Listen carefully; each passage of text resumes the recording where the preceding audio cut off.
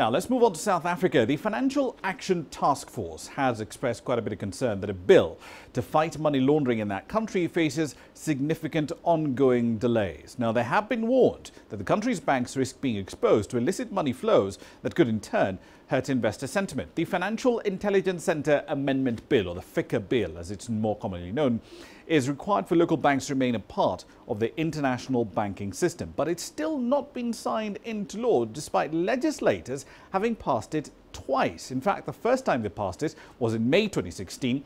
President Jacob Zuma sent it back to Parliament, citing concerns about its constitutionality and allowing searches without having a court-approved warrant.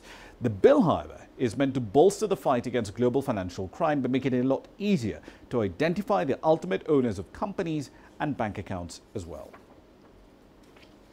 So let's find out exactly what this FICA bill is all about. Angelo Coppola joins me now live from Johannesburg with more data on this story.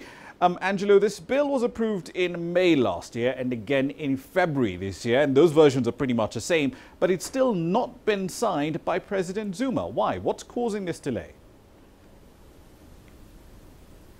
Well, Raman, nobody really knows. That's the short answer. The analysts have been struggling to understand what the delay is, given the fact that the key issue that's according and apparently that really disturbed the president initially was this whole issue about the constitutionality, as you mentioned, of that search without a warrant clause.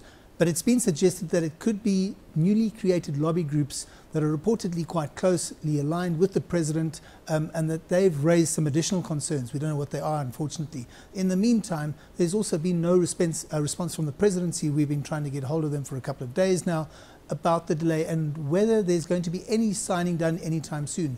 All the banking sector eyes, of course, are no doubt going to be fixed on the opening of Parliament next month in the hope that the President will actually sign this bill into law. But for now, it remains as it is, and it's unlikely that he'll sign anything before Parliament actually sits, I think, in about 10 days' time or so. Raman?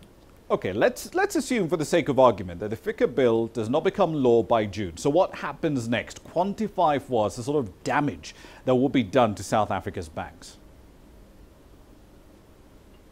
Well, it could damage or even ruin the reputations of the South African banking sector. The sector has been referred to as one of the strongest pillars of South Africa's economy.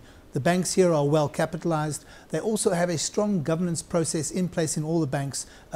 But it'll all come to naught, as analysts suggest, if that bill isn't signed soon. The cost of borrowing internationally may well increase, I'm also led to believe, and that's because the international compatriots of these banks may perceive an increased risk without proper internationally accepted anti-money laundering regulations in place. The banks like certainty, and they certainly aren't getting any of that at the moment, Raman. Indeed, quite a bit of de-risking risk there. But let's turn to the political side of this.